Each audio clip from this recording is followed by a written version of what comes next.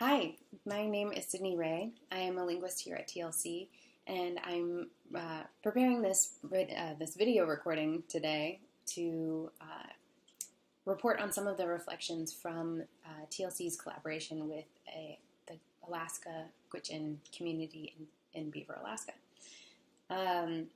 Charlene Fisher and Paul Williams Jr. were meant to present today on behalf of their own project, and regretfully, they could not be there with you all to do that. So just a moment before we get started, I want to share with you that Charlene is the principal and guest investigator of the ANA grant that funds this project. She's a member of the Gwich'in, Koyukon, and Dena'ina community from Beaver, Alaska, and her educational background is in political science, language and literacy, educational leadership, and Indigenous studies, for which she holds a PhD. She's the driving force behind this project and has a high and uncompromising standard for both the pace with which we move and the level of care and respect with which the project is carried out. Paul Williams Jr. is a Gwich'in language teacher at the Crookshank School in Beaver, Alaska, and has been teaching his language in the Yukon Flats School District for nearly 30 years. His dedication and passion for his language and culture is powerful to be in the presence of. I'm genuinely sorry that you won't be hearing from them today, as their perspectives and voices are incredibly important. That said, I believe that the fruits of their work and the innovations we have made collaboratively on this project, at the very least, deserve to be shared. So I'll present today some of the more technical aspects of the Gwich'in dictionary database and methodology behind the recording events that have been held so far, and just want to note that these are in particular I'm presenting from my own experiences and my own perspective as a TLC linguist and an outsider in this community. But here we go. So without further ado, let's see, I'm going to move myself up here and be out of the way. So introduction to the project in general. The collaboration with TLC for this particular grant started on September 1st, 2021, and we just finished our year, what was considered year one in the grant. So we are into year two, but only just, and it was a short year one, only about 7 months. We have no published materials yet. As I said, we're in the very, very early beginning stages. But however, the materials in progress include a land-based vocab builder app, which will have roughly 500 words, a 10,000 word dictionary database, which will provide the basis for a digital K-12 focused dictionary that will be accessible online and via an app, as well as 3 K-12 storybooks. One of those will be an ABC coloring book, and the other one is an original story written by a Gwich'in community member and language student called The Fox and the Shrew. And the third one has not been determined yet. So the recording events and language documentation that the Beaver Village Council has organized and that we have participated in up to this point has looked, maybe a little bit different than some of the other events that have been presented so far in the conference and today. So what we have experienced are 4 short language workshops in the course of 7 months. The shortest of those was 2 days, the longest was maybe 6 or 7 days, and we realized that there's definitely a sweet spot somewhere in the middle there. At each event, there are anywhere between 4 and 6 native speakers present, up to 3 young Gwich'in language learners these are students who live or attend the Crookshank School in Beaver. There are a maximum of 4 linguists.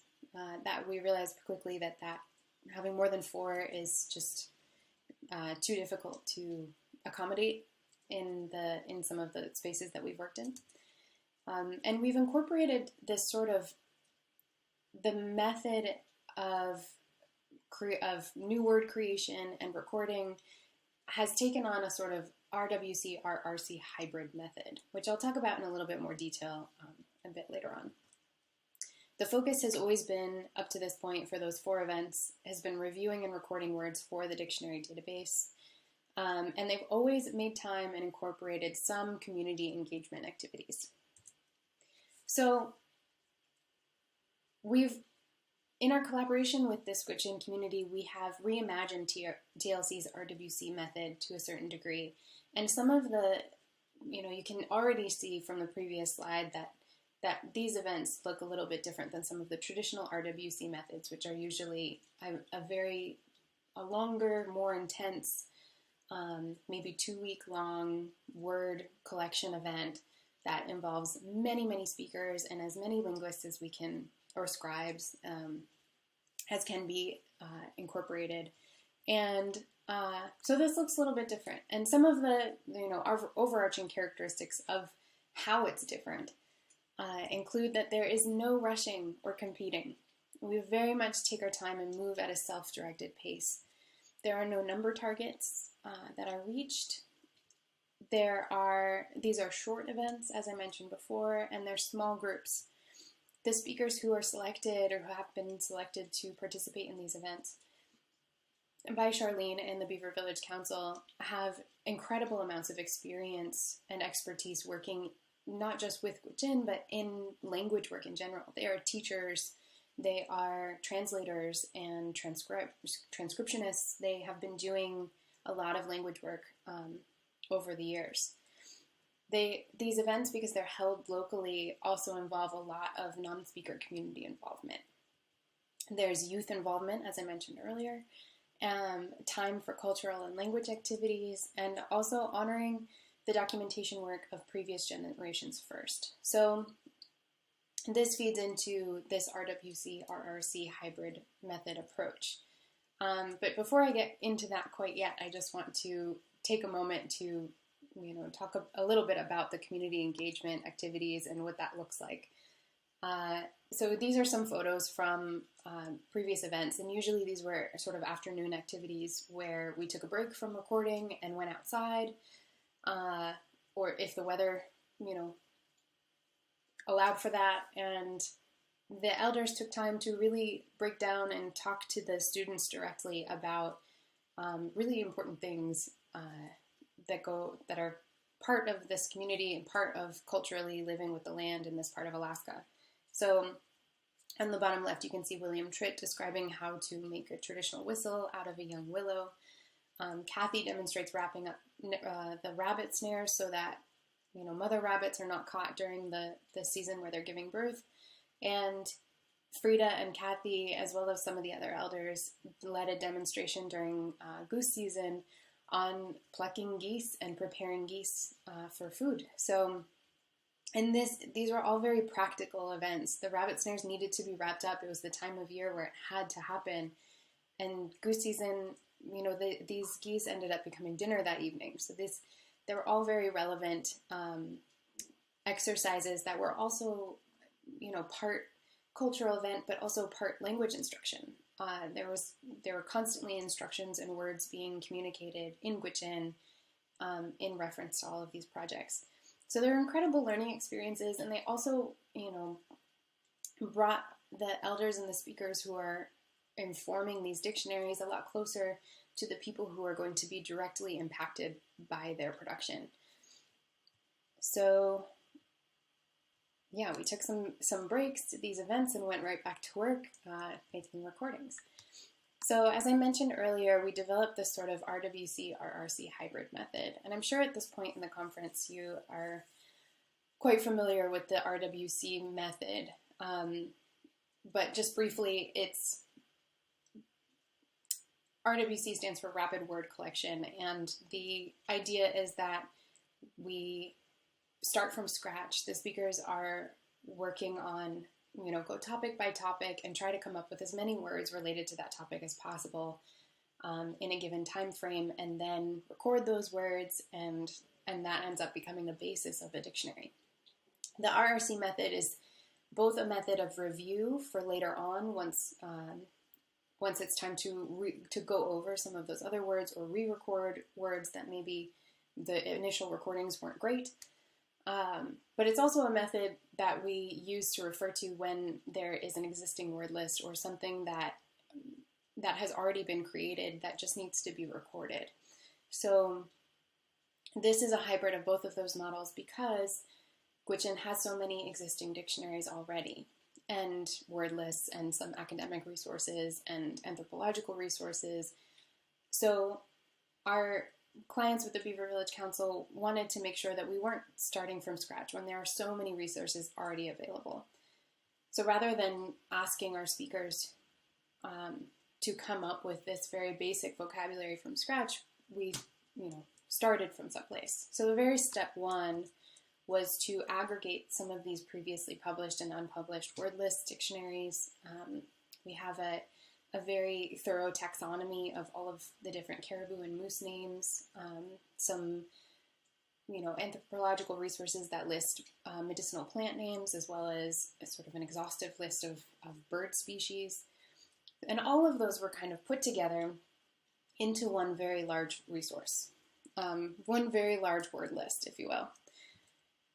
And what that ends up looking like is a little bit something like this. And I just made this very basic English example so that you could have a sense of what happens when you pull all of those resources together. And what you see here is everything's organized by, alphabetical order, as happens in dictionaries. And the topics are really all over the place. So we have bait, we have baking, there's a bald spot, bandages. When we think cognitively about our world and we experience our world, we don't think of them in terms of every word that starts with B, we think of them topically, which is a little bit why the RWC method really works very well. We also we'll see things like perfect duplicates, just a lot of duplicates. Whenever you're merging many sources together, there's going to be overlap. And additionally, there were other things that were sort of near duplicates or slight, spelling choices that were cataloged differently from one source to the next. So these needed to be merged together, and what we did was try to merge those duplicates and then assign semantic domains to each of the words so that they could be reorganized topically. And we tried to do as much of this work as possible before we even set foot in Beaver for our first recording event. This way, so much of this work was already done without using the elders and the speakers' time. So once that was done, the list then transformed a little bit into something a bit more like this, and where all of the bag, suitcase, purse type words are all together, and all of the bait trapping words are together, and then, fishing words are together. And alphabetical order is a little bit out the window, just at least in this review and record stage. So once we sat down with elders and speakers and students, we reviewed the words, semantic category by semantic category. So what this looked like, for example, is if I sat down with a speaker and we were just talking about, bait words, trapping words, things like this, we might see a list something like this. And I would show them all of these words that are here and ask, first of all, are these words that you recognize? Are these spelled correctly? Are these words that you use in modern day times, I suppose? And once the vocabulary that existed was evaluated and either validated or shifted, changed a little bit, or edited, and then recorded, once we recorded those, it was very easy to then say, oh, you know what? We're missing some vocabulary. And then suddenly that list just expanded naturally because all of that very basic vocabulary was provided for them. The speakers had a lot more, I guess, cognitive reserves. They had more energy to be able to dig deeper and to find maybe more detailed or more specific vocabulary also related to that topic. So we reviewed, recorded, and filled in vocabulary gaps, all in real time. So the outcomes of this, and it's impossible to kind of isolate this style of organizing the recording sessions from also the fact that we're doing smaller recording sessions, that they're happening in the location that they're happening in, the expertise of the speakers we're working with. The whole picture altogether led to these sort of outcomes, which are just a few things that I observed over the past year. The first is that participants seem to feel far less run down or exhausted by the events themselves. Overall, the project has a ton of momentum. Because of these events are quite frequent, one after the other, I've noticed that a lot of speakers are actually keeping notebooks themselves in their own time, and in their conversations with their friends and family members, they're recording words. And then the next time we come out for a recording event, they sit down with their own notes and are excited to record the words that they've learned since the last event. So there's this real sense of momentum overall. Also, the fact that we're not really competing and we're not trying to just get to a number target creates this sense of collaboration and mutual trust and learning that's all happening together. There is a ton of community pride and ownership that is felt by every generation. We're seeing that, the grandparents' generation is maybe the speakers and the first language knowledge keepers, but it's the generation below them that's doing so much of the organizational work to bring these people together and to make these workshops happen and to apply for the grants in the first place to be able to do this work. And below that, the students who are learning and will be impacted by the production of these materials are actually involved at every level of the process. So the quality of the work is also exceptional. We're seeing very, very few duplicates in terms of new word generation, an extremely high rate of word recognition because everything's been categorized by semantic domain, and also so much energy to just have creative and spontaneous ideas for new things to add to the dictionary. That said, I think it's important to note our current statistics. So I just pulled these numbers from our TLEX database yesterday. As of right now, we have roughly 8,290 word forms, which is almost the target for the database in total. And of course, that's, it's 5,000, that number is made up of roughly 5,899 unique entries and 2,391 inflected forms. And in addition to all of that, we also have 263 example sentences, of which I hope that we will have time to continue to add to. Roughly 29% of the dictionary, so of that content, about 2,400 words, still need to be reviewed and recorded with elders. So they made it into that big list initially, and we just have not had the time to sit down with elders and review those words yet. So that's going to be the focus for the next few recording events. Hopefully just the next one. In terms of the content in the database, the focus for this database has been relevant vocabulary for a K-12 audience, and also vocabulary that reflects the Gwich'in worldview and relationship with the land. We're also making efforts to be inclusive of dialect variation and pronunciation and usage where possible.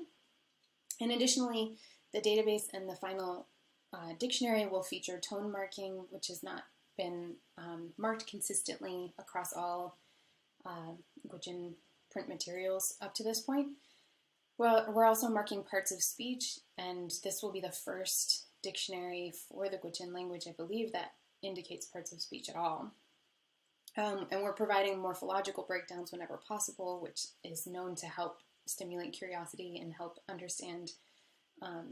students understand, what are the building blocks of words and what are these components that come together to make new meanings. We'll include cultural and usage notes as much as we have them, as well as detailed historical data. So I mentioned earlier when we merged all of those different sources into that one list, and then we found duplicates, instead of just deleting the duplicates, we actually merged them together so that there is a historical record under each lemma in the back end, in TLEX, there is a history where we can see, okay, we have this lemma once in this database, but it also appeared in these 4 sources, and this is how it was spelled and translated in those sources. So there is, this detailed historical metadata in the background.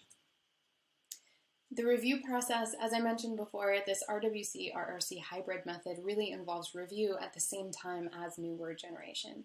However, our upcoming Year 2 events will probably feature more focus on addressing lingering questions that have been cataloged in TLEX so far, revisiting content that was questioned by speakers at previous events, as well as filling gaps in the audio library, like seeking male or female voices or common alternative pronunciations.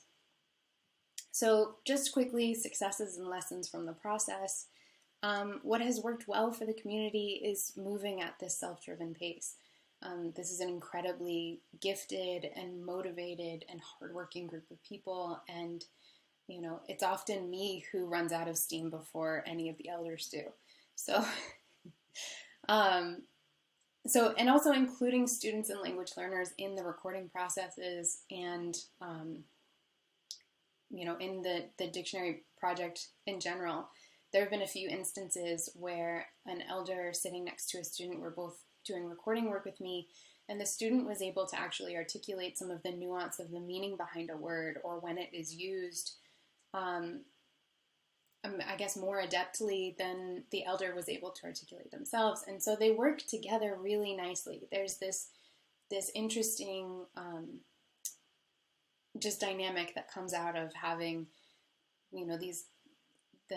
the language keepers and these young kids that just have an interesting perspective working together. So, and working from existing word lists, that's definitely been beneficial. The aspects of the process that have presented difficulties, it's definitely worth noting that the shorter, more frequent events means a lot of added travel for everyone involved and expense. It also takes us a bit longer to reach that 10,000 word goal. Instead of leaving a single 2-week event, having met or surpassed that, we're at the end of year 1 and we're still just inching our way towards it. I don't have any doubt, however, that we will meet that goal. What needs to be improved for future events? My goodness. Each event truly has been a unique learning experience, and we have made time in each event to ask for reflection and feedback so that improvements can be made immediately for the next event. And that's been the process so far, and it's worked very well. And as our goals continue to shift and change through the life of building this dictionary, I'm sure that the future events will shift and change in tandem.